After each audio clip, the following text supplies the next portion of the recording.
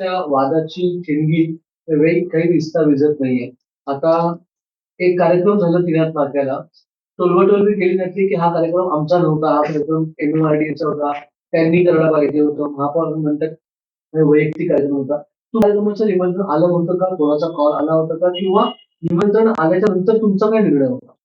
हे अशा प्रकारचं जे काही वाद होतो, हे नेहमीचंच झालेलं आहे. हे काही आम्हाला नवीन नाही.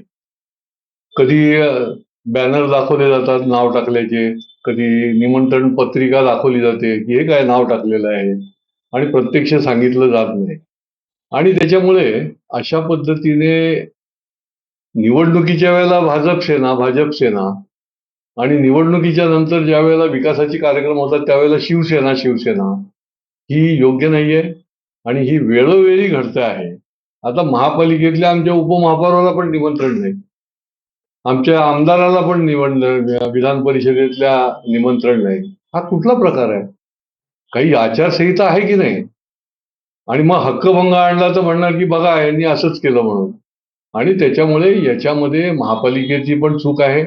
महापालिकेने पण वाहवत जाता कामा नये आणि सत्तारूढ पक्षातल्या शिवसेनेने देखील हे बघायला पाहिजे. हे कुठे तुम्ही अचानक कार्यक्रम दरवेळेला ठरवायचा, म्हणजे जणू काही कार्यक्रमाचं निमंत्रण द्यायचं पण येणार कसे नाहीत हे बघायचं. अशा प्रकारचं कार्यकर्त्यांचं देखील नेहमी म्हणणं पडतं आणि हे आज नेहमी झालेलं आहे.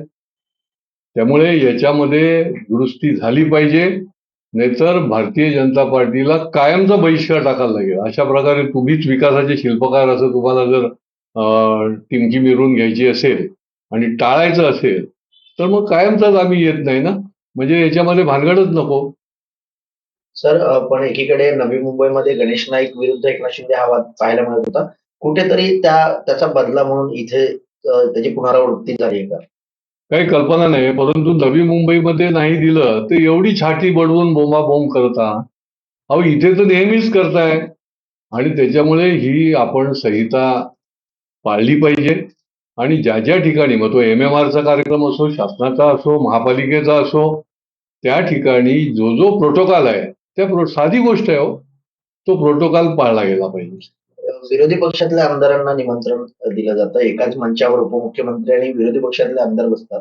मात्र सत्ताधारी आमदारांना आमंत्रण नाही. त्यांच्या निमंत्रणावरून मी जास्ती काही बोलणार नाही, पण ते जरा जास्ती जवळचे असतील. मध्यरात्री देखील त्यांच्याकरता सह्या केल्या गेलेल्या आहेत आणि त्याच्यामुळे